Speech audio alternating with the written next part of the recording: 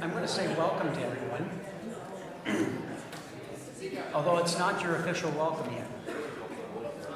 We're trying to work through a few things on a technical side of the meeting, and I see a lot of activity happening back at that booth that I'm grateful that they're back there and doing that, but I'm not sure that we've quite reached where they want to be for the start of our meeting. So I have no entertaining values to offer you. I didn't even bring a joke along this time. You're saving yourself from talent shows. I bared all that I had at the last one. I don't even have much more to talk. And no, if you weren't here, you didn't miss anything explicit. No, it was a talent of a different nature, though. We are trying to work out to incorporate our online presence for these meetings in a more meaningful way for those who are participating that way, even to the point of being able to allow them to engage with the conversations and have comments and be more directly in line with what's happening at our meetings. We're working on that. We're working on that right now in the back corner. I'm waiting for that knowing glance saying that we have gotten things to that point, and I'm not seeing that yet. I guess just need the agenda to put it. But you can start if you want. If you're not, don't need anything up there right away. So are we on with people who are online as well? I did a YouTube link for them. If not, I'm recording it so they can watch it later. Chris and Crystal are on watching live stream. Okay. Are they? Is Eve Yes. on? Is Eve on as well? I didn't contact people. Would you like me to? Yeah, I better do that. It was just, Okay. it was only, it's just We don't have their emails. I don't have their emails. so yes, they'll be online. But I think you can-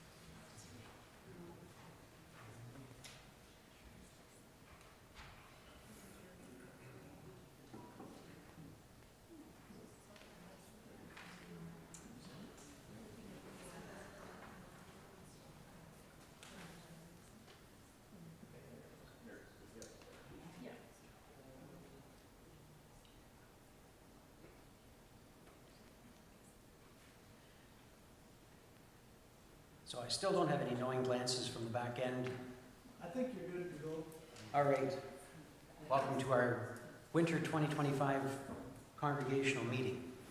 This is a meeting about numbers, and numbers aren't boring, they're wonderful things, and it actually depicts an intricate part of our congregational life, because it's from these numbers and these categories that all the different things that we do stem out from, and it's our intentional time to look forward as to what we want to do and how we're going to accomplish that and what we have to designate to it. So buckle in, it will be an action-packed introduction to Accounting 101 church style.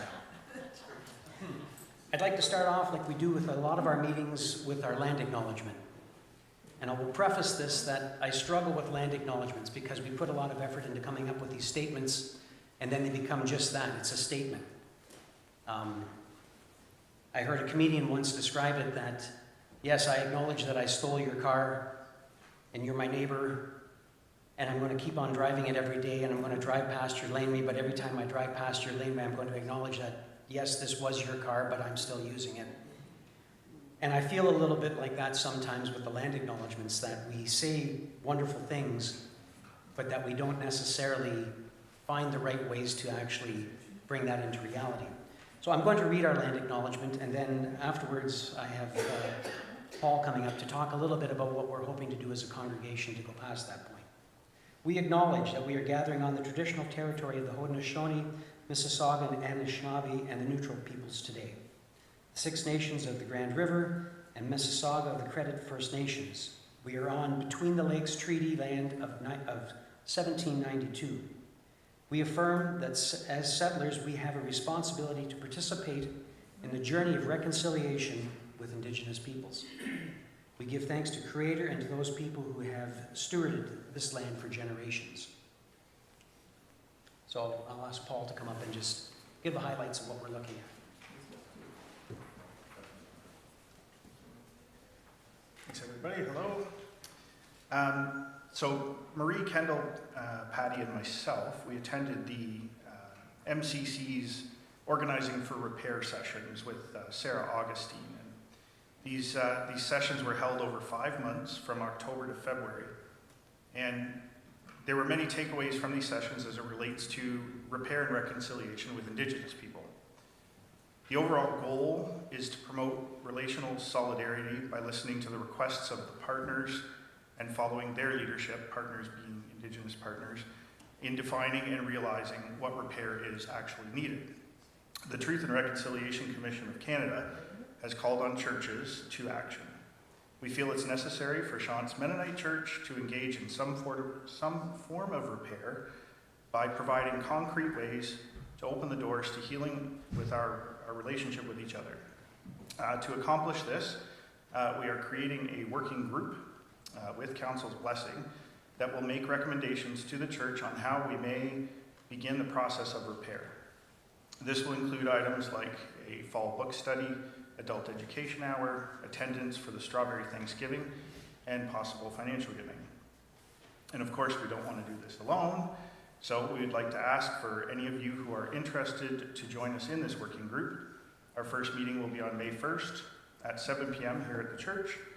And if you'd like more information or to join the working group, please contact myself, Marie, Patty, or Kendall. We'd love to have you join us on this journey.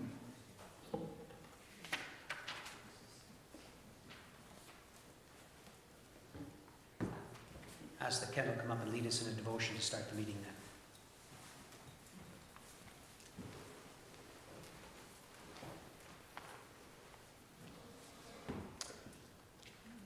The last couple of days, I've been driving Matea to her robotics competition at the University of Waterloo.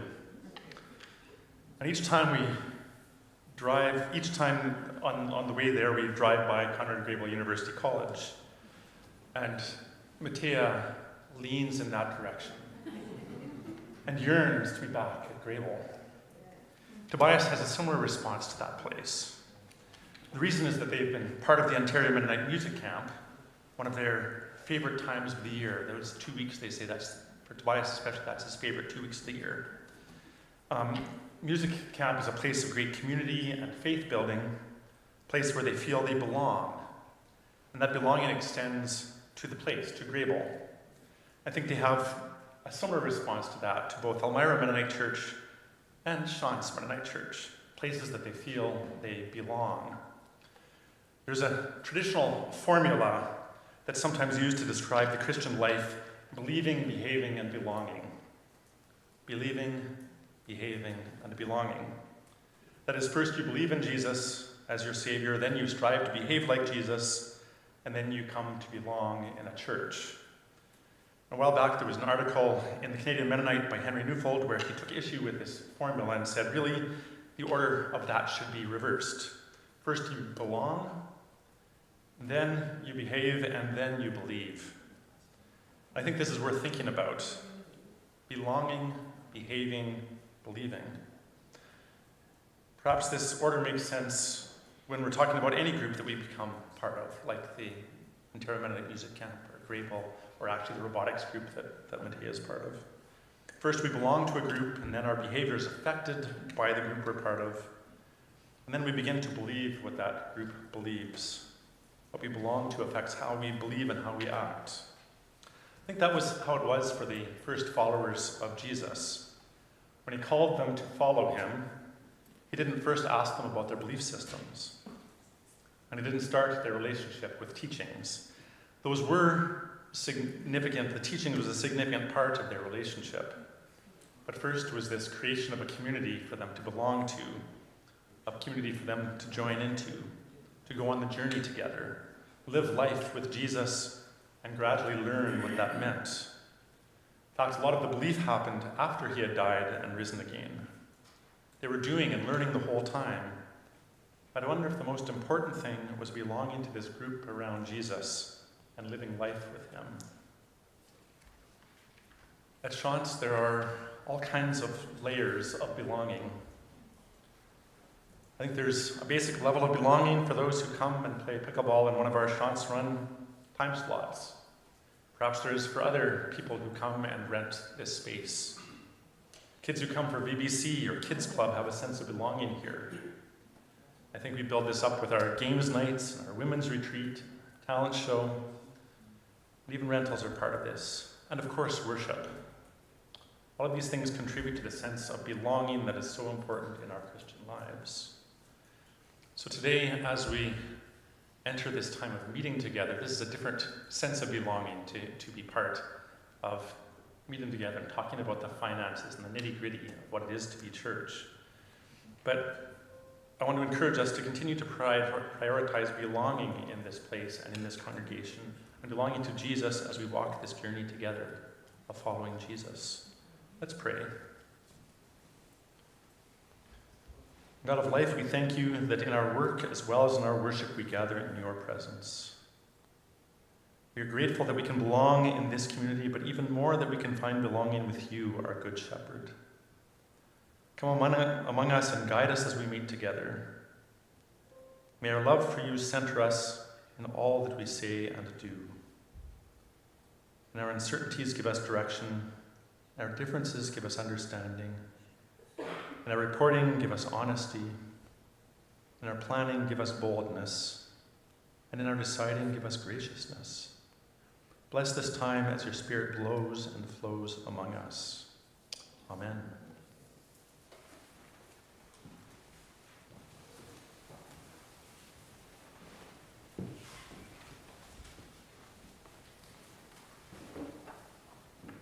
Thank you, Kendall. So I'm here this morning as a member of Church Council, or the chair of Church Council, and we are representing a group of the activities that go on in this church. This meeting does pertain more to the financial end of things, so we'll be relying on our finance and stewardship member at council, as well as Susan Pressman, who does a diligent job of tracking everything that comes through here and is handed in. To start with, and I keep hoping to see the agenda pop up here behind me, this whole meeting is based off of this booklet, which has been made available in a paper copy, or you may have received online. I'm hoping that you've been able to go through it. Included in it is our agenda. My first step is to ask that we approve the agenda, that there aren't any other additions to be made at this time. So I've made a motion to approve the agenda. I have a second from Stephen. I'm just going to read through what I have here in case not everybody has it. After the devotions, we approve the agenda. We review and approve the 2024 congregational meeting minutes. We review the 2024 financial and surplus. We review the budget. We'll have a presentation from Bequest Investments from Doug, an update on the Schmidt estate from the cemetery, from our Bequest team, a rental update, and then other business. If there aren't any other things that I've missed, I'm going to ask for a show of support from the seconded motion. All in favor? Any opposed? We have an agenda. It does close with a motion to adjourn and ascending song, just in case you missed that part. So first up, in your booklet would have been the minutes from the 2024 Fall Congregational Meeting. And again, we're not going to go over that. It will be in the booklet if you have it with you or what you have read online. Is there any discussions, errors, or omissions that anyone has noted that they would like to see corrected before we accept that into...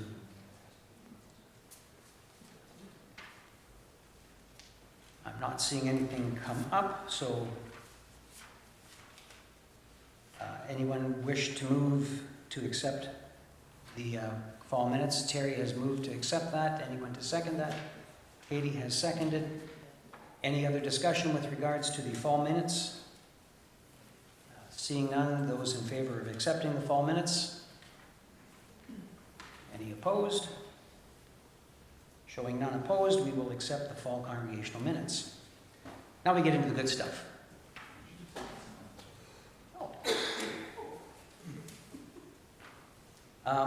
First up on the topic is the 2024 financials, and that will come to you through the tag team of Paul and Susan.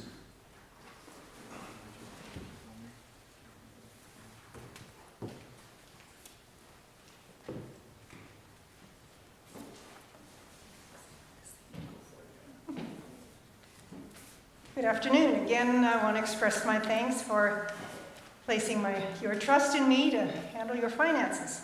It's been a great year, and we're happy to report some very positive comments about what took place over the last 12 months. So I'm going to be referring to page 5 in the booklet. You could bring up page 5. And I'll be speaking to the 2024 actuals, which is the left-hand column. See if they can get that up on the screen. Right down. Page 5 is this Sean Mennonite Church income and expense statement. If you're the first. There. Okay. Well, I think I'll just go through it. If you have the booklet in front of you, you can turn to page 5.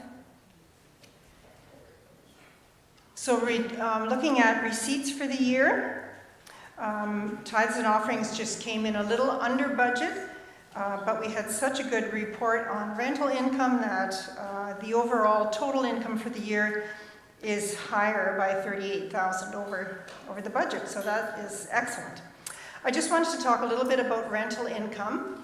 As you probably know, we now charge HST on any rentals through the church, and that is a requirement of CRA. If your charitable has rental income over $50,000, you have to charge $8.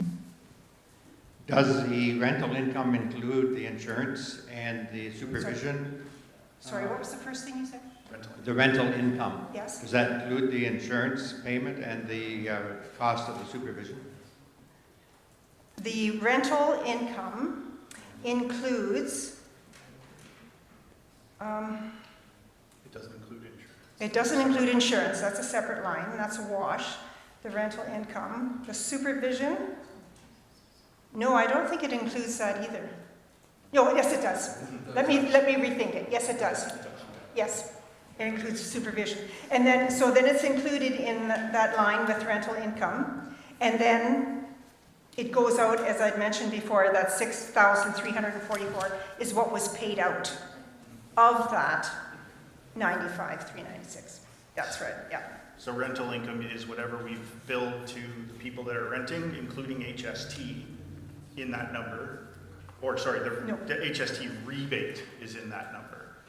And then the rental insurance is a separate income line because it's a separate expense line. Yeah, we have to track that so that we know what to pay for our insurance premium for the rentals.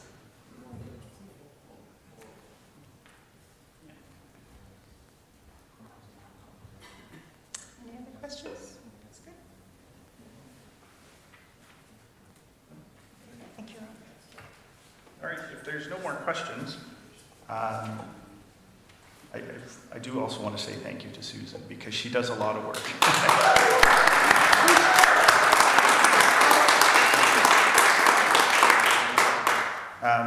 So now it's time for a motion. So on behalf of Susan and I'm bringing forth a motion to pass the 2024 Sean's income and expense statement for the general fund for 2024. And that's the one starting on page 6 that we just discussed.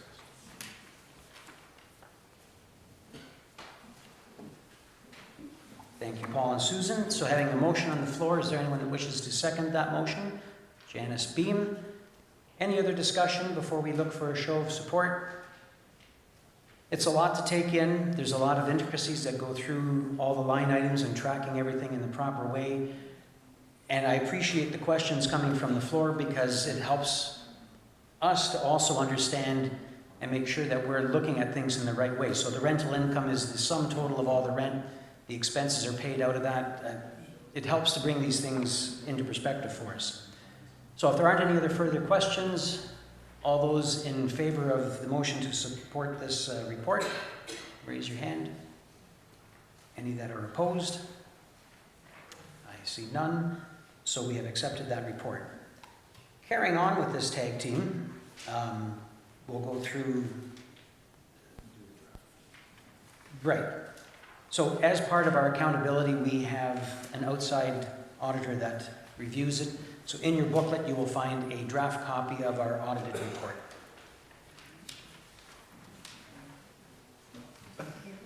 There's not much to say. So yes, this next part is about the audited statement, financial statements, which are Appendix A. I don't have a page number, I'm sorry. You'll see on the page it's written draft across the page. The reason it's draft is because we haven't approved it yet. It's page 20. Thank you, Susan. So yes, sorry, it's marked draft because we haven't approved these financial statements to the auditor because we haven't voted on it here yet. So if anybody's had a chance to read through it, yes, it's a lot of financial jargon. It's all the same numbers that come from our financials that Susan works on. They massage the numbers a little bit and change it so that it looks better for government and for their auditing, whereas we have our general fund, which we just went over. Is there any questions on these financials that the auditors have put together? Yes. On page 29, under bank loans, it says, the last couple of sentences, the loan includes certain financial and non-financial restrictive covenants. As at year end, the church was not in compliance with certain of these financial covenants. The bank has agreed to waive such non-compliance through December 31st. Do you know what that means? I'm afraid I do not. We were having some back and forth on some auditing requirements that they were asking for. This one didn't really come up. I'm happy to report back to you on what it means. As far as compliance goes with the loan itself, I mean, I know that we are in compliance with Kindred. So I'm not quite sure what they mean by that. I will report back to you on that though. Thank you for noticing it.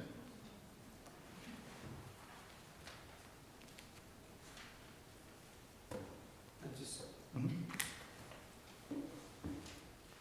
So that loan is in place because of the building of this church exceeded the parameters of the bequest fund policy with regards to how much of the bequest that we're able to spend. So it's in place to keep that more in balance. It's also the reason why we aren't doing bequest disbursements at this time, again, letting the fund grow back to the proportions that are supposed to be there. I'm going to take a stab at what is and money can be dispersed from the fund to go back and eliminate that loan. It's being carried because not all the properties that are part of the Schmidt estate have yet been sold, leaving a portion of what we anticipate to come back not with us yet. And under normal loan agreements, I believe we are expected to not just pay interest, but also principal of that. And that format has been stayed until we can get to the point where we have the property. What we did last year, what other notes here for you? The additional rental expenses area, which was added. We've increased the rental facilitator more to match the increase in rental numbers for income. They're exponential, so they'll increase. And the MSO expenses.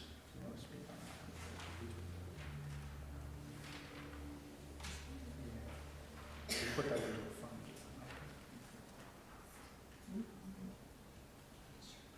Okay. So that's about those are about the highlights for our budget. Is there any questions on the budget? There's no number under landscaping maintenance. Yes. Last year there was nothing spent on landscaping. And so it was removed from this budget. And it was brought up at council this past week about that number. At this point, we could try and put something in, or if you had it depends how much you want to spend, really. I mean, we can put it into a budget item somewhere, take it out of capital for this year. My suggestion is that we speak about how much we want to put toward landscaping in each year. Because I think the event that was held for the mulch was, like, there was no expenses for that, so we weren't quite sure where that came from.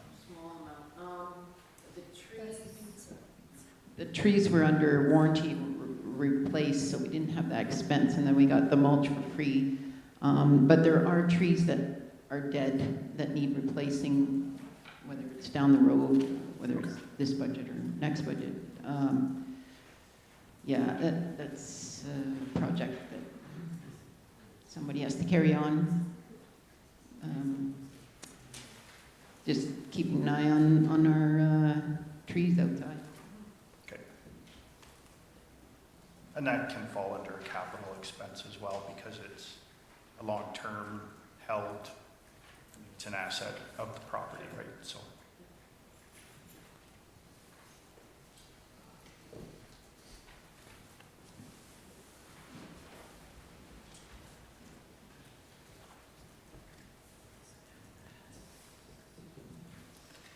Has there been any discussion on the maintenance and wherewithal, or what's happening with the Red Church in that regard?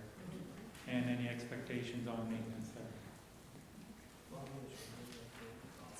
want to take that question. Previous years, we have had a budget line in for the Red Church maintenance. I'm not sure that a lot has happened that way. It is monitored as to where it's at. Jeff, you always bring up the heavy discussion items for me. We are not taking on the Red Church discussion yet at this point. Obviously, it's one that's coming up closer and closer.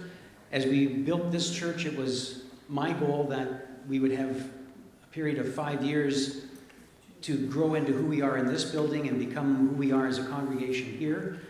And that discussion will be close on the heels as the clock is ticking, because we are now in year 3 in this building. There will be some work that's happening. I believe the cemetery is looking at reclaiming some space behind the Red Church. And as we move closer and closer to it with projects like that, the reality of what is practical and not practical is a discussion point that will be coming up with us. I'll remind you that the use of it is limited right now. We haven't hooked it up to a septic system, so there aren't really any activities that can happen there.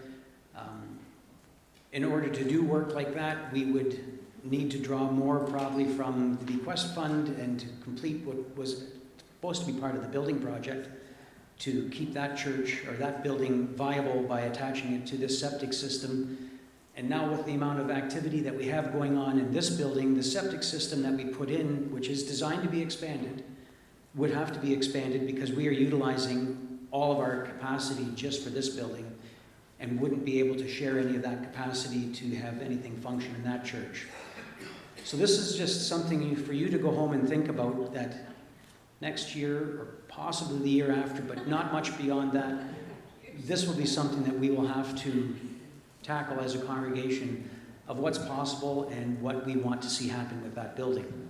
In the meantime, our goal is to respectfully maintain it, to keep the water out, to keep any other activity out. So going over, checking to make sure that there's nothing accumulating other than the flies that were there when we used to be there as well. That everything else is staying as it's supposed to. So at this point, property is aware that we need to deal with it to that level, but it doesn't have a specific item because we don't have a specific task that we need to accomplish there right now. And I will note, we did put in a $500 line item for the Red Church maintenance, and that's just, I mean, it's hardly anything, but it's something, a leak needs to be quickly corrected or... Broken window or something like that. Right, you know, there's just a little something That's there. what the question was. Yeah, maintenance. Another question? I just want to mention that there is a passive income coming monthly from that building from the food truck. And so there's probably about $3,000 a year that's coming there into the rental side. So there is a bit of funding available if something's required. Secondly, I wanted to mention that we do occasionally get requests for rental of that building. And the most recent one, now nothing's come, that was 3 weeks ago, a church looking for a place to worship.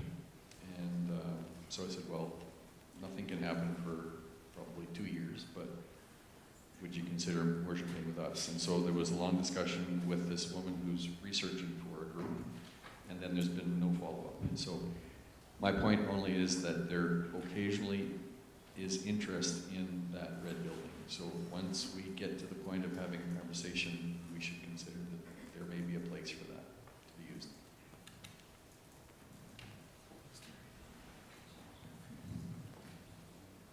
Any other questions? Comments? All right. Thank you, everybody, for your questions, comments. So this is the last of the motions I need to bring forward, but I'm bringing forward a motion to pass the 2025 budget as outlined in the last column of the 2024 Sean's income and expense statement. So again, we have a motion on the floor. Anybody wish to second that? Karen Winter has her hand up. There's been lots of discussion on it. Anybody have anything else before we ask for a show of support? Seeing none, all those in favor of the motion to support this budget? Any opposed? That motion too has passed. Thank you again, Paul and Susan, and the rest of council. I don't know, this year it felt like we talked about it in December, which feels like budget time, and then we talked about it in January, and then we talked about it in February, and we got to talk about it again in March.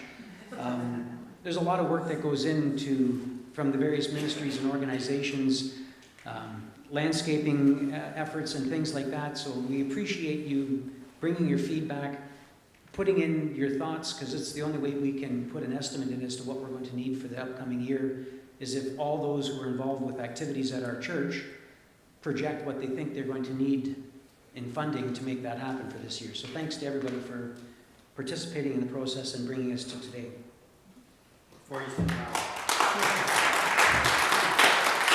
I just wanted to personally thank Paul as well. He's just such a great resource to have, and he's a busy guy, but he's always available and has great comments and good advice. So thanks, Paul.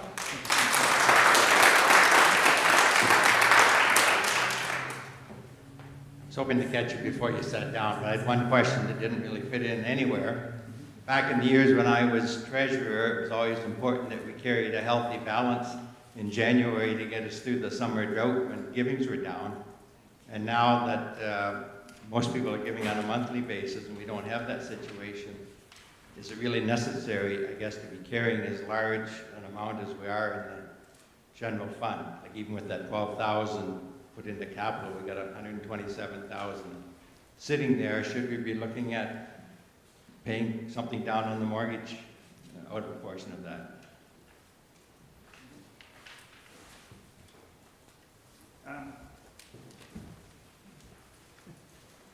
The mortgage question has always been one that I have to listen to everybody because I'm not sure to the answer to that question.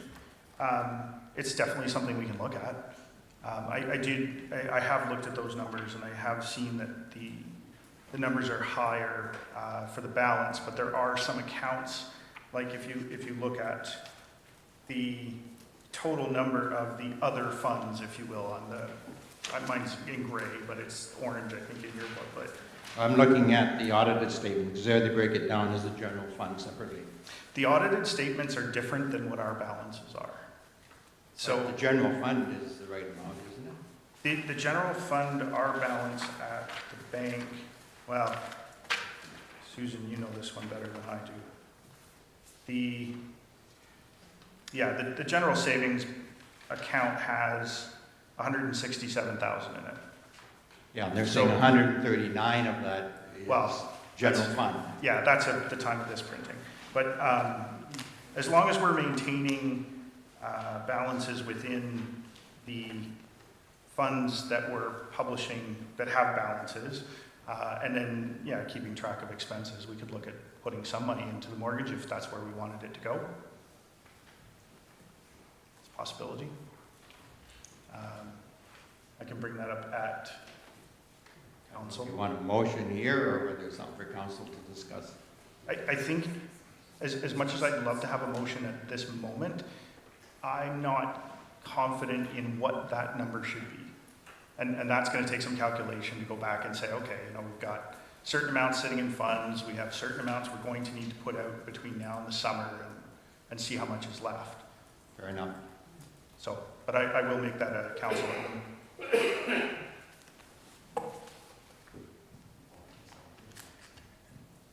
You're good?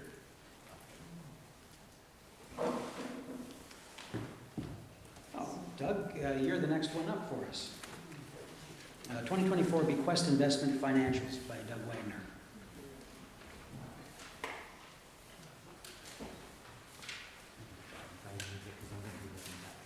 All right.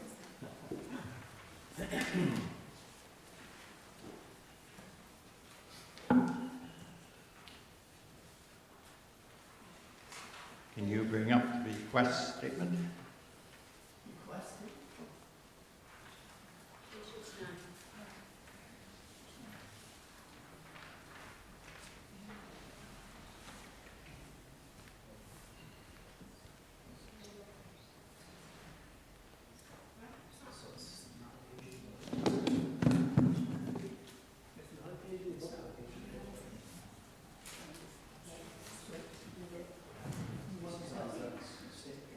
That's it.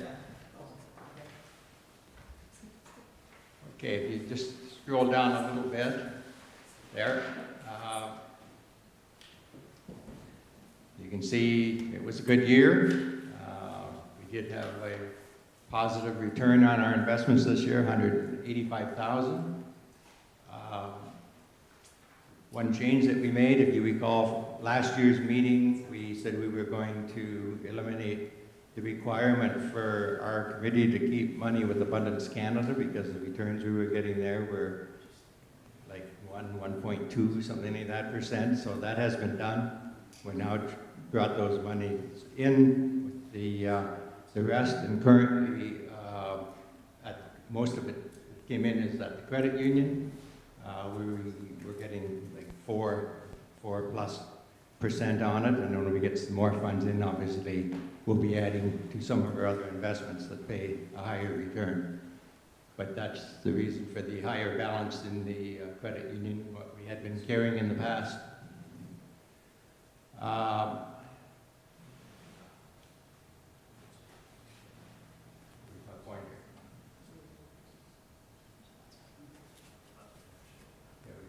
What would you like to put out? No, that's okay.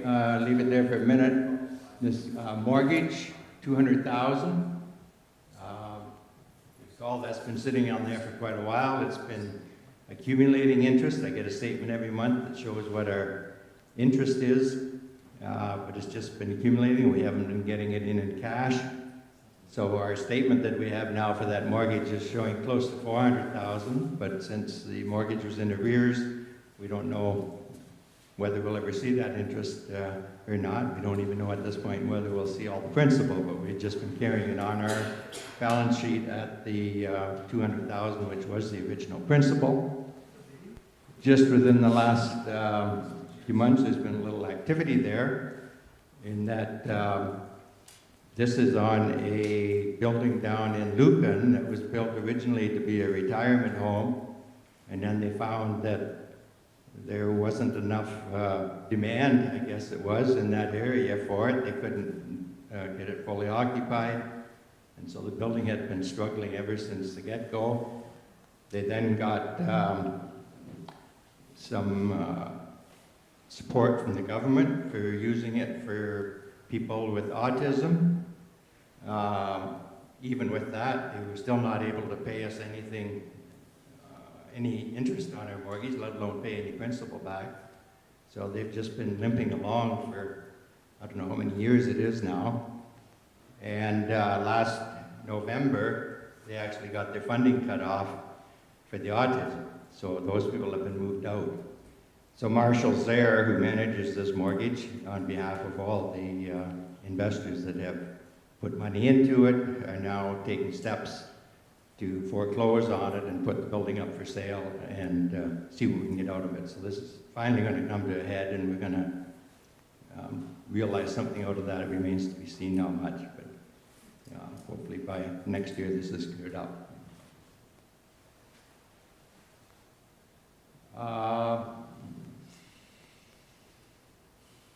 If you can just scroll down, then a little more. Just show our rates of return here.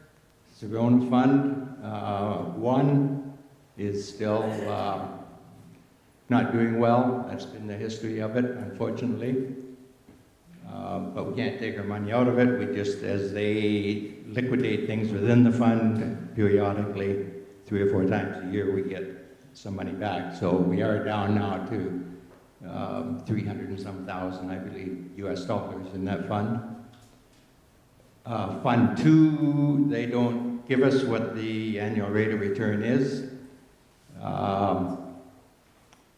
unfortunately, but I do know it has done better than the 1, but they don't tell us what the returns have been, and since money went into it on a periodic basis and it comes out on a periodic basis, and it's in US funds and the exchange rate changes, it would, if I had the time, I'd sit down and calculate what it is that I could show it on here, but it would be quite a job to come up with that number. But like I say, I know it's doing better than what Fund 1 was. Capstone didn't do as good this past year as what it has in the past. 2.6%, still positive, but it didn't have a huge effect on the long-term returns, still 7% over the last 5 years. The shining star, obviously, this past year was the Burgundy Asset Management Fund, the way the markets did, with a 17.2% return, 8.7% per year over the 5-year average. Any questions on that?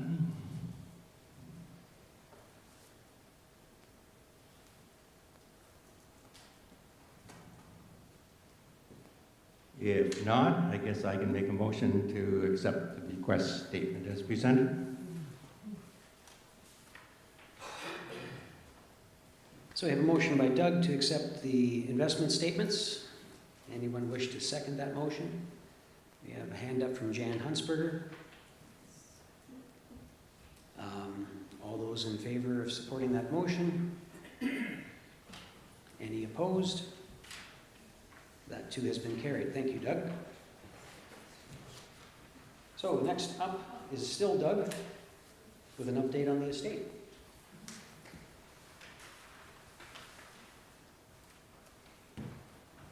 All right, if you can switch over to that, Gord. The other one first, please.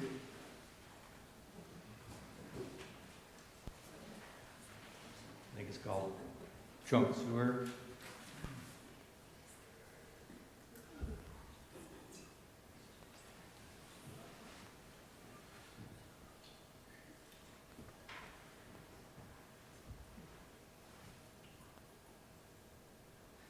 There we go. Okay, as far as an estate report, those of you that were here last year, it's going to sound almost deja vu with a few small updates. Things are still moving slowly. Trevor and I found out a few months ago that things had kind of come to a standstill with their consultants because the lawyer wasn't paying them. And so they stopped working, but I think we got over that hurdle now and finally got things moving again. I mentioned last year about the sewer main they're putting in. If you've been down to Baden Coffee lately, you'll have seen the work that's going on there. Again, that was held up mainly because the lawyer took, I don't know how many months to sign the agreement with the township after Dave Yutzi prodding him constantly. Now we're back to, there we go. I better get this finished before it disappears completely. So, this is the railway track up there, and down here is Gingrich Road, just to put it in perspective. So there's a creek flowing up through here, and what the estate is doing is donating this strip of land to the township for this sewer trunk that's going to service all the land, all the new development that's taking place north of the railway tracks. And what the estate is getting out of it in return is, first of all, a stub into this line that we can hook in development from the estate lands. Secondly, guaranteed capacity in the trunk. Third, we are getting natural severance. So this piece here currently is all part of this huge property that runs right out to Napsiger Road. And with this going in, we end up with a separate chunk in here that will be basically an oversized building lot. This is unusable land there, but there's this part in here that's, I can't recall how many acres that is, might be 10, that for the time being would be a building lot for somebody and could be probably future residential development. And so we're gaining by being able to sell that lot off separately. And the fourth thing that we're getting is a larger culvert at their expense going under Gingrich Road here, which is going to reduce the size of the floodplain and give us some extra usable acres. So if you can flip to the next diagram. Can you rotate that so I don't have to stand on my head?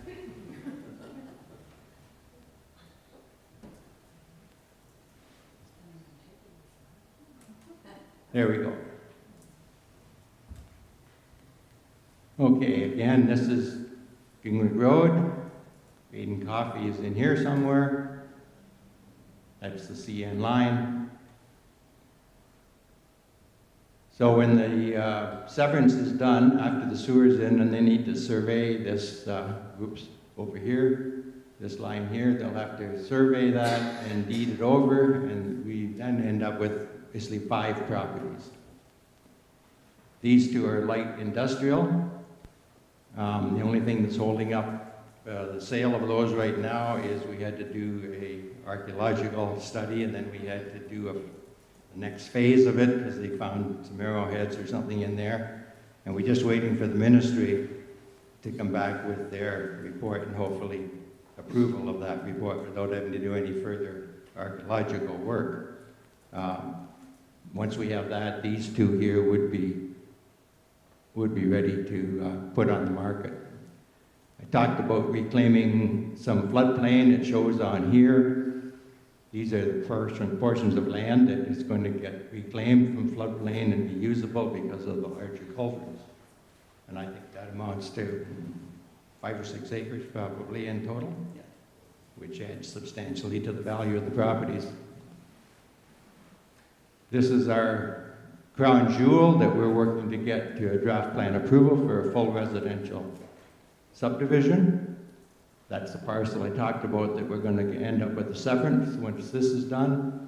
And then we still have about 150 acres roughly of agricultural land that'll get sold, but again, it has to wait until this land here is deeded over so that we have this severance in here. So that's sort of where things stand on the estate. Any questions on that?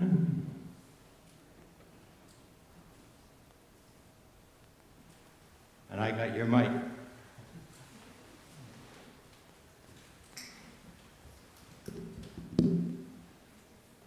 What is the expectation at this point with the 150 acres agricultural land? Will that remain, does it have to remain that? Or what happens with that? I expect we'll just be selling it as agricultural land. I know the township was looking into the possibility of getting it designated for future industrial, which would increase the value. We've never gotten an answer whether they were successful at that or not. So at this point, it's just agricultural.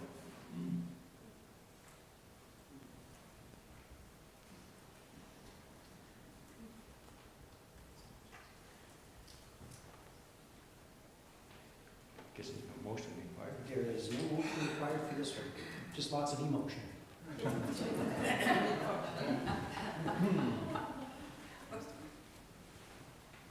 How many years have you been working on this estate project, Doug? Trina died in 2011. 2011? I don't know if you and Trevor knew what you were signing up for when you got into this or when I gave you that phone call, but I am thankful that I think predominantly the 2 of you have been working together with our legal advisors and the township and MCEC as this estate dispersal has been ongoing for that length of time. So thank you very much for the efforts and the continuing efforts that you're putting into that.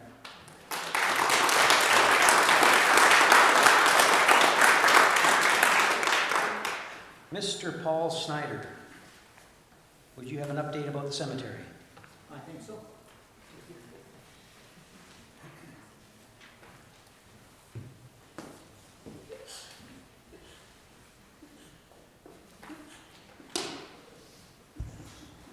Good afternoon, ladies and gentlemen. I'll go over it's up there or not? Probably not. Over the care and maintenance fund, we started off with 500. Now, care and maintenance, some people have asked me, what is care and maintenance?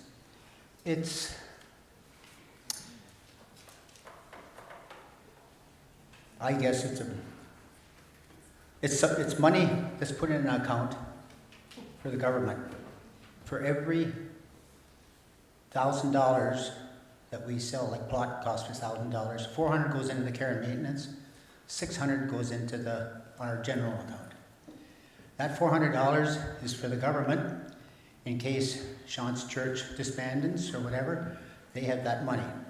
Now we have a care and maintenance GIC of $20,000. That money always goes into our operating fund. Anyway, care and maintenance plot sale is $800.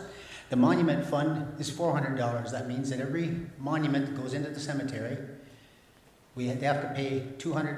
That goes into the care and maintenance, and that is for the government in case abandoned cemeteries like across the road here, then they have to keep it up. So the balance in that, and then I have a rental for dozer rental. We had taken dozer rental out of the care and maintenance fund, and it was supposed to come on the operating fund. So we put operating fund of $1,700 back into the care and maintenance fund because we don't want to cheat the government out of $1,700.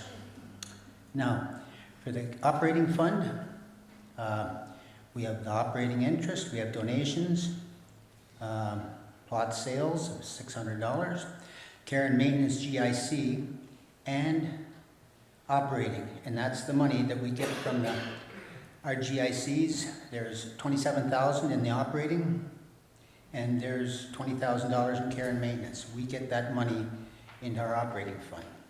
Now, on the disbursements, we have columbarium payment of $25,000. And columbarium base and seating, that's, I don't know if you've ever seen the base out here now on the sidewalk. That cost $6,000 for the concrete and the grass seeding. I got a price from the same people that put in the Steinmans. Have anybody seen the columbarium at Steinmans? I got a price from them, and it was going to cost $20,000 to put that sidewalk in the base. And I thought, I think maybe my brains and Dave Honrich's brains can figure this out. I mean, I'm used to demolition, but I think I can pour concrete too. And we got a 8-inch sidewalk instead of a 4-inch sidewalk because that happens to be the way Paul Snyder does stuff.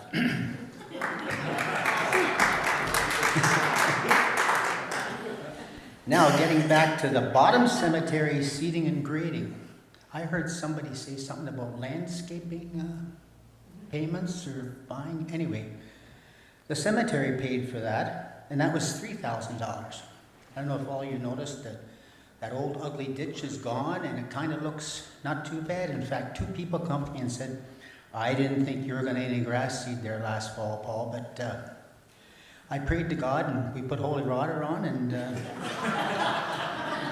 and it grew. Now, mind you, I better not talk because I see there's a bad spot out there. And so we've got $13,000 in that operating fund, and you're probably wondering, the columbarium yet we owe $20,000 on. It's not here yet, and it'll be here when it gets here. They said in the spring. Spring started a couple days ago, didn't it? Okay, so that's pretty well it. Don't want to carry on. Anyway, I make a motion to accept the cemetery fund figures. There's $1,000 on lawn mowing. It says $1,200 and $1,000. I think AI put that money down. I put that number down. So I make a motion to accept the cemetery fund. Okay, so we have a motion to accept the cemetery fund. Anybody wish to second that motion? Lucas Winter. Any other questions before we let Paul get too far away? Yeah, I'll take questions. Love it. Just so that you know, holy water is actually nith water. If we sprinkle it with water from the church, it doesn't seem to grow. If you bring it up and you put it in a tank and you haul it up from the nith, it grows a lot better. Too much iron in our water, I think, to make the grass want to grow.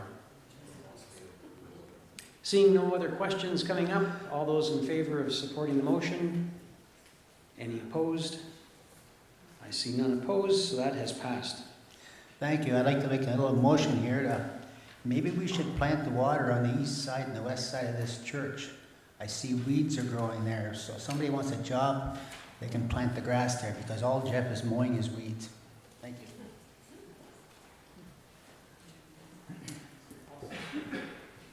Next up, you have a report from a request disbursement team. And I don't think that Nathan will be doing it, but I think we have Patty Clark coming up for that.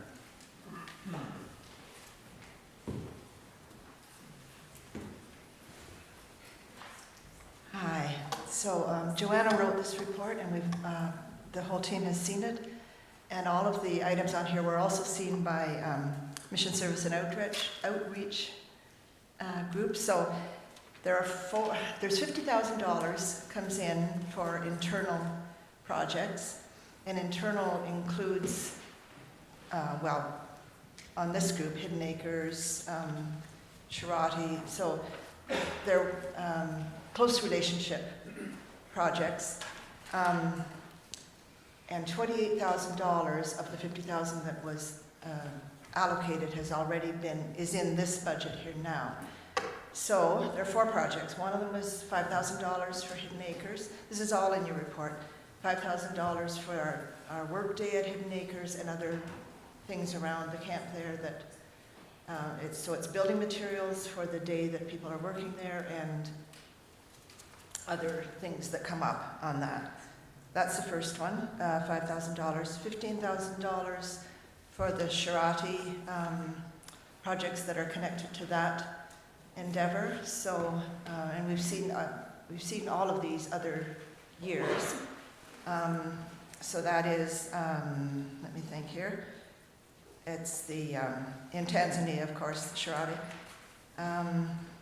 technical vocational school. It's all in your report, and they're really worthy things. And a team is going again this summer on that. The third one is a small one. It's $2,000 for Ray of Hope.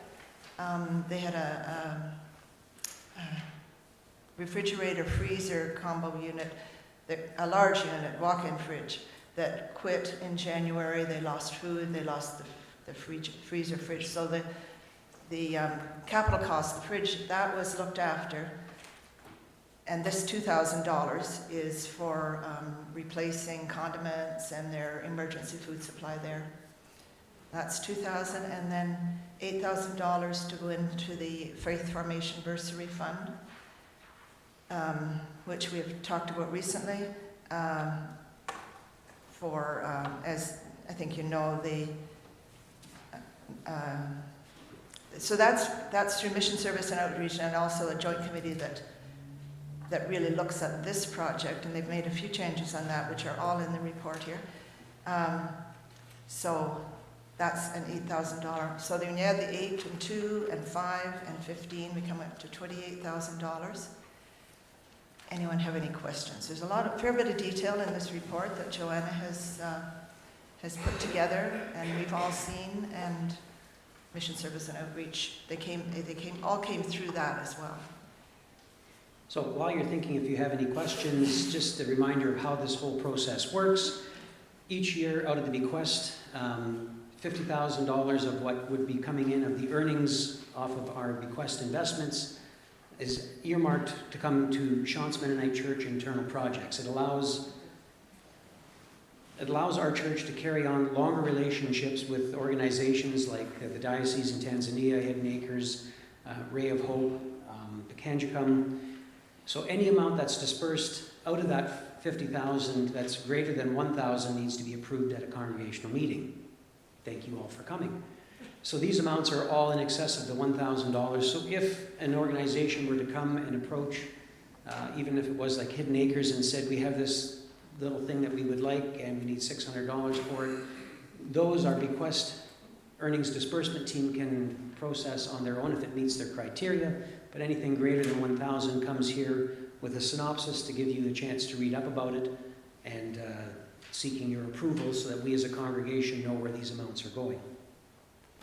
Although we haven't been doing any general bequest disbursements because all of that income has been reverted back into the bequest fund for the past couple of years, there was a surplus that was left, and we've been able to operate off of that for the past 4 years with the $50,000 allotments in order to keep our ongoing relationships going with these longer-term missions that we've been working with.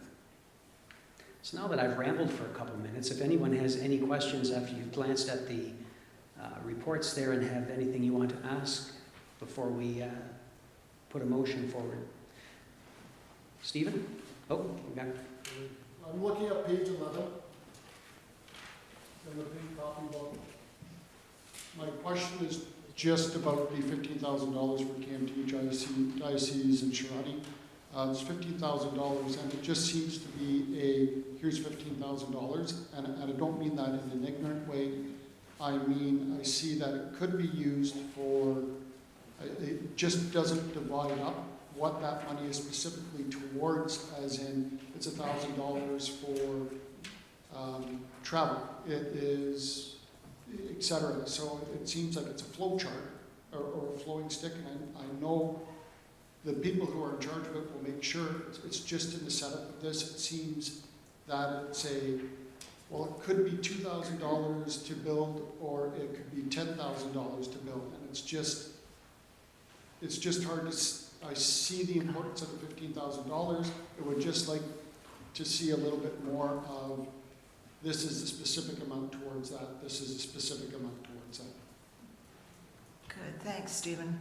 Okay, yes, and that information all exists, but it wasn't in this report, so we'll take that back. Yeah, thanks. Anything else?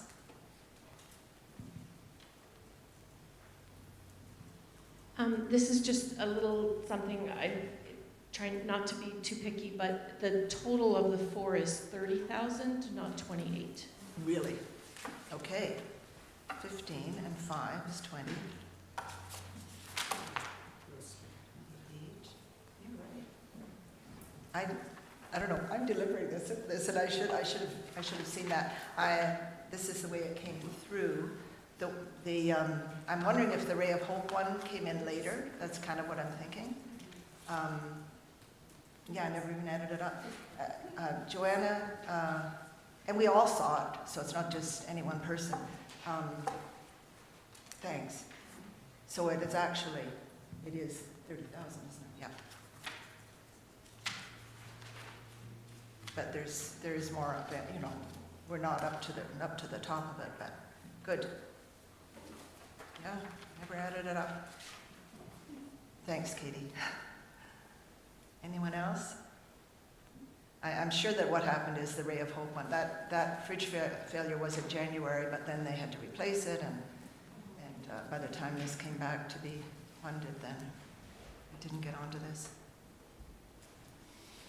So I would move this report on behalf of the bequest earnings disbursement team.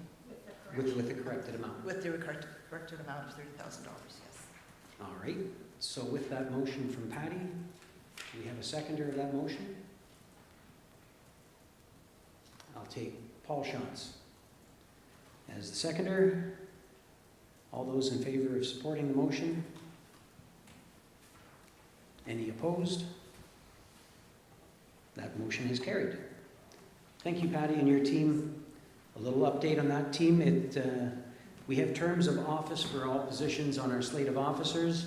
Because we've suspended the activity of the disbursement team, they've been in their posts now for a few years beyond their terms.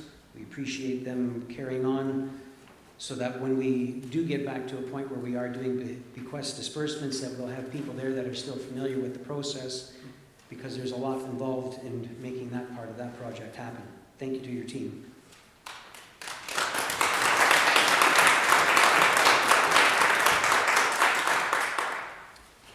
Next up, we have rental update from Terry Jensen.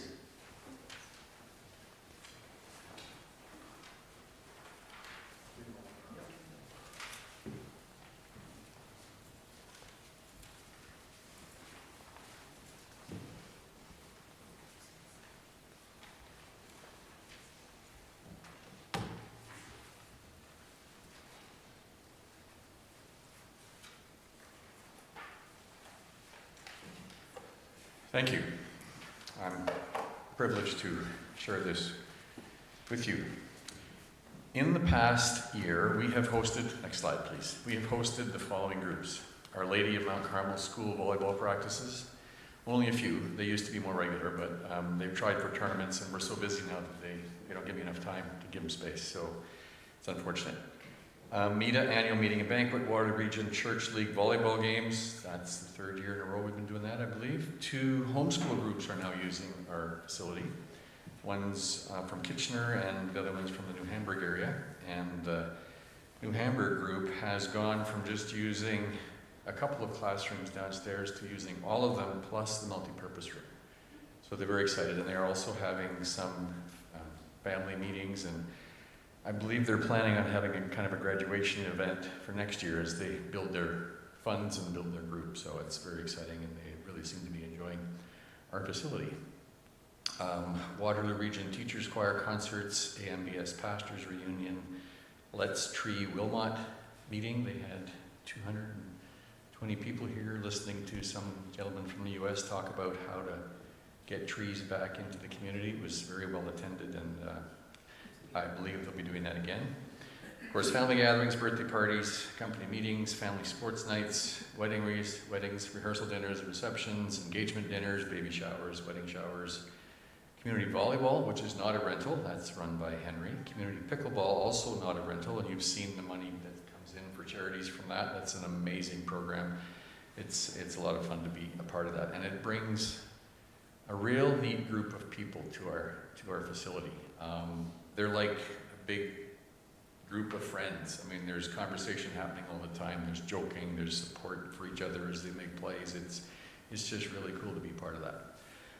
We have employees from the Grand River Cancer Center that come play pickleball on a regular basis.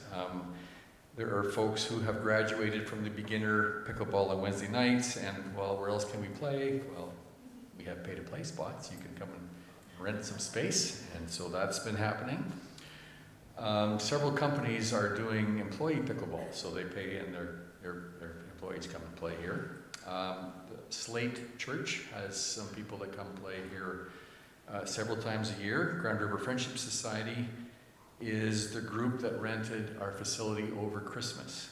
And then they also did some rentals now during Ramadan. Ramadan, if I say that correctly. They had 3 days during spring break where they had, I think it was about 45 kids here in the basement. They really wanted to use the gym, but we were booked. I had an hour and a half for them on the one day, so they were able to do that. Lots of energy in the building when it's sort of contained in the assembly area and those classrooms downstairs. But they really enjoy their time here, and we're happy to have them. Credence and Company, they have been meeting here on a monthly basis for probably 2 years now.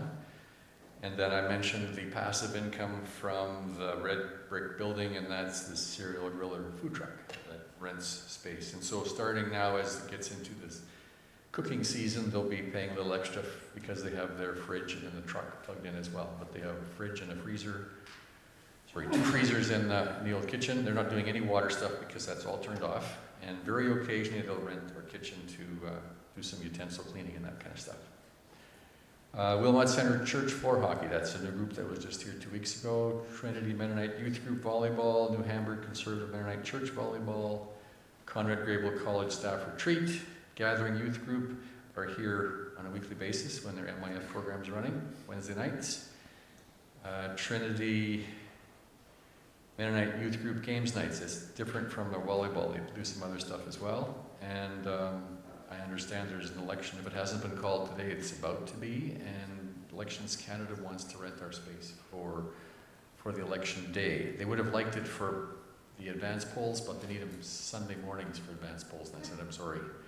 There will be no place for you here on Sunday morning because we're using it. So, in terms of the rentals, you saw the budgets come through. We're hoping for 93,000, maybe a little bit more. I would rather surprise on the positive side than be overconfident and be disappointed. At this point, net rentals booked to date, not including supervisions, is around 26,000. So that's certainly on track for what our budget would be. I mean, our rentals will drop off in the summer months, but pretty confident that 93,000 is attainable. We're almost at 12,000 booked for April, so it's exciting.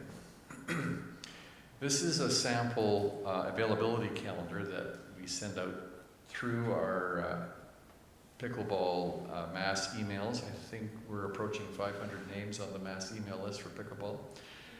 So this goes out and that tells people what's available. So now this is just for the gym. And of course April is one of our busier months, so you can see there's not a lot of spots available, but that's great. I'm happy. A lot of it's recurring. There's some new stuff coming in there, but people love our space. I want to give you some updates on policy and stuff. Just a reminder that when you see a calendar with so few rental openings, that means you can't just email me or text me and expect that there's going to be a spot for you. Now, if you don't want the gym, that's different. There's a fair amount of availability for non-gym rentals. If it's a church ministry function, we're going to try and make it work, of course. Last minute things like funerals will be inserted, obviously. But other uses like family gatherings, parties, showers, even for congregants, we can't just plug you in. I need 90 days in advance, and then I can nicely evict somebody and give you a spot. Now, weddings are planned well in advance, so we're not going to bump those for a funeral. And also there are certain other large events that need long-range planning. I'll give you an example.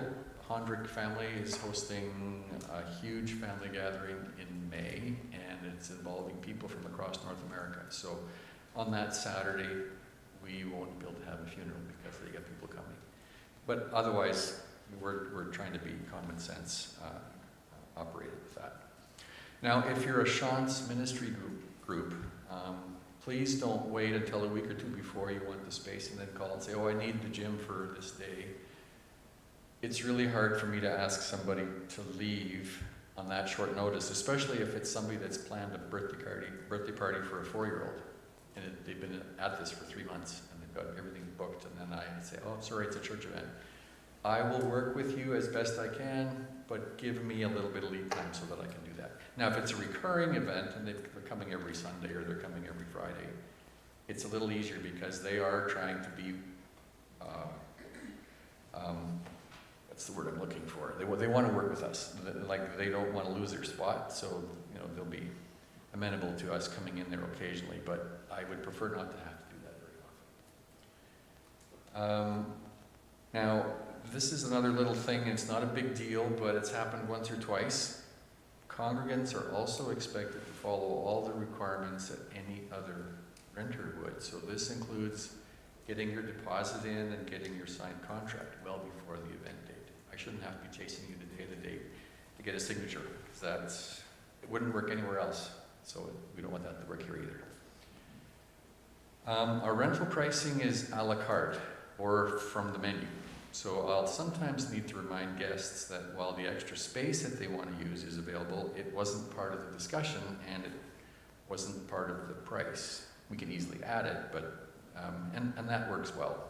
And we have that as a little bit of a reminder on the license agreement, so that if they say, well, wait a minute, you told me this much, and I said, but you told me you didn't want that room, and now you used it, so we'll need to make that work.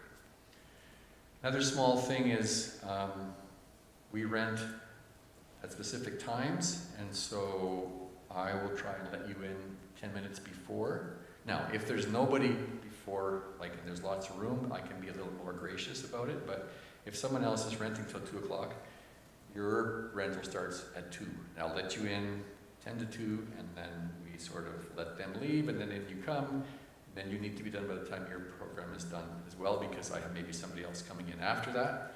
So it's important that when you plan your event, that you plan it, okay, we need to set up, and then people are going to come, and then people are going to leave, and we need to clean up. So how much time do I need for that? That's how we can work together to make sure that it works for everyone. I appreciate working with Susan. Her words about me were very kind and appreciated, but there's one main reason that we work so well together. It's because she is a detail person, and I'm not. I'll say it again. Susan is a detail person, and I'm not. Big thank you, Susan, because it's great to work with you. I make a mess, a small one, but more than one, and she asks about it, and then it gets fixed, and yeah, it's going well. I want to say thank you to Liz and Brian, and I'm not sure if they're here. They work so hard to keep our place clean, and we have lots of people coming and going, and it's not an exact science, and it's not perfect, but they do work very hard to keep our place clean, and it's very much a pleasure to work with them. Also to our property team, because in the heat of stuff, someone's using something and it doesn't work or whatever, and I call one of them or four of them, whoever happens to answer the phone, they're the ones that are on call. They do a very good job of keeping things operational as well. That is very much appreciated. The property team is Andy Oya, Jeff Beam, Ron Cressman, and Jim Shantz. Very much appreciated. Then I want to thank the congregation because I feel support from so many of you on an ongoing basis, and it just really feels good because I feel like I'm sort of the face of the church, and it's a privilege for me to be that, but it's not just me. Like, I feel everybody behind me, we're doing this together, we want to be welcoming. What's important, I think, is like when we have people coming in who don't know our building or they come from a different culture, sometimes things happen that we aren't used to or that we're raising our eyebrows about, but I think it's really important in terms of how we respond to that. Because if we are affronted and belligerent, that's not welcoming. And that's not who we want to be.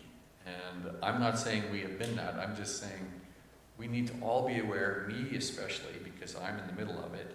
If something happens, to be gracious and see where it goes. The folks that we have met through this Christmas stuff and then through Ramadan, some of us are going to their iftar tonight, which I believe is the end of Ramadan when they have their first real meal after fasting for a whole month. Just to get to know them. They have a lot of similarities in terms of their leaving their home country because of oppression, similar to the Mennonites would have, the Russian Mennonites would have had. So Leon Kale, son of Pastor Lester Kale, who used to attend here, has been very instrumental in bringing them to our congregation and then also making sure that we're invited to get to know these people. And it's very special.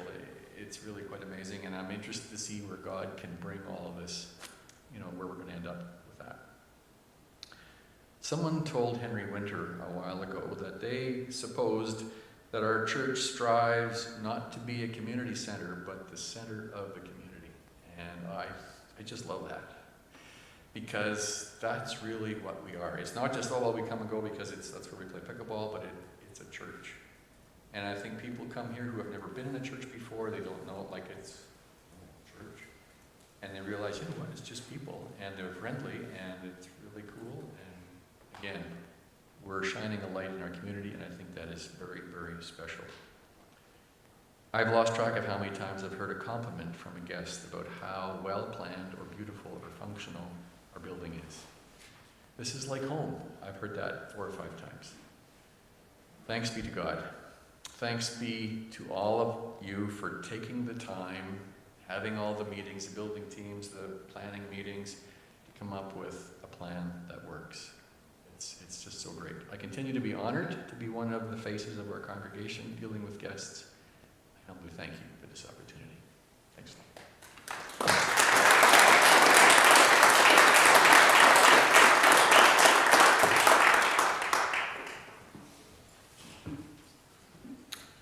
Thank you, Terry, for that update. And if you aren't around on a regular basis, you won't grasp the magnitude of how many different people and events and things that are happening here. That gives you a bit of an insight to the types of activities that are going on. We're down to the nitty-gritty on the agenda yet. Other business, a slideshow, motion to adjourn, and a closing song. So I'm going to try to bring all those 4 pieces together. While I'm asking if there's any other business, I want the people who are bringing the slideshow up and getting ready for the closing song to anticipate that there will be a motion to adjourn that comes after that. So, having gone through all the items on the agenda, are there any other items that anybody wants to bring forward at this time that we should discuss in an annual meeting basis? I'm not seeing anything coming up. So, with that in mind, we have a slideshow put together by Jane Schultz-Jansen and Jonathan Jansen, depicting an essence of what has gone on here in the year. Oh, I'm just going to steal you thunder. So, not to put the slideshow outside of the meeting, but so that we can move forward with a closing song, I'm going to ask if anybody wants to bring forward a motion to adjourn the business part of this meeting. Stephen Schmelsley has made the motion, and Bob Good has seconded. All those in favor? Any opposed? That brings the formal part of our meeting to a close. Please enjoy the slideshow and the closing song. Hi, everyone. I love stories. I'm not a numbers person, and so 3 years ago, when we were celebrating our first year anniversary in this building, I proposed at council that we would enhance our meeting with a pictorial sense of the stories that have occurred in our first year of the building. This has now become a bit of a tradition, and I want to thank the following people for photos, for providing over 4,000 photos for me to choose from. It was a labor of love, but definitely labor. John Jansen, Terry Jansen, Cheryl Ogasawara, Kathy Oya, Andrea and Jamie Weber-Steckley, and Madeline Winter. I want to specifically thank my son, John Jansen, for his soundtrack engineering. It's tough to put this all into a package and get ready. Last year's slideshow was 104 slides. This year's is 172. I was stressing a lot about how to cut it down, and then Terry said, "Why are you so stressed about this? Why would you not leave them all in?" Because they're a celebration. At a time when hope is failing, it seems, at times, and light seems to be lacking, we seem to be in a celebration mode. These slides are an example of a wide spectrum of over 100 volunteers, 7 main ministries, all of you that help people feel like they belong. And that is something to celebrate. The 3 songs that I've chosen with quite a lot of deliberation, Here in This Place, Where We Are Meeting, Only the Roof, the Earth, this Floor, but see in this space our fears and our dreamings. We're called to be light to the whole human race. Our second song, Build Your Kingdom Here, we've sung it before as a heart song 2 years ago. It asks God to continue to set our hearts on fire, and I see that fire in the eyes and the hearts of people here in the warmth. And then finally, the live Mark Miller recording from a year ago, Draw the Circle Wide. I continue to think and be blessed by Mark's actual voice and leading us when we were at Laurelville a year ago in this ending to a music seminar. But it asks us to draw the circle wide, draw it wider still. This will be our guide. And we never stand alone when we're here as a community of believers. So enjoy this 12 minutes of pure joy.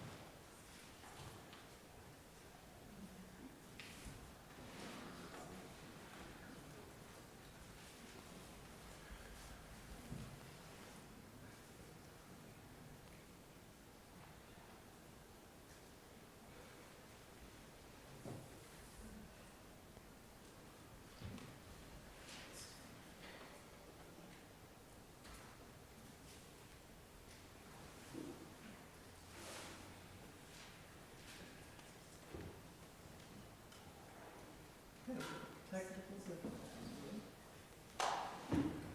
we need a couple minutes back there? Yeah. Why don't we bring up the closing song, and we'll do that part of it, and hopefully we can stay at the end and enjoy the slide presentation as we close up. Hymnals, 813. 813.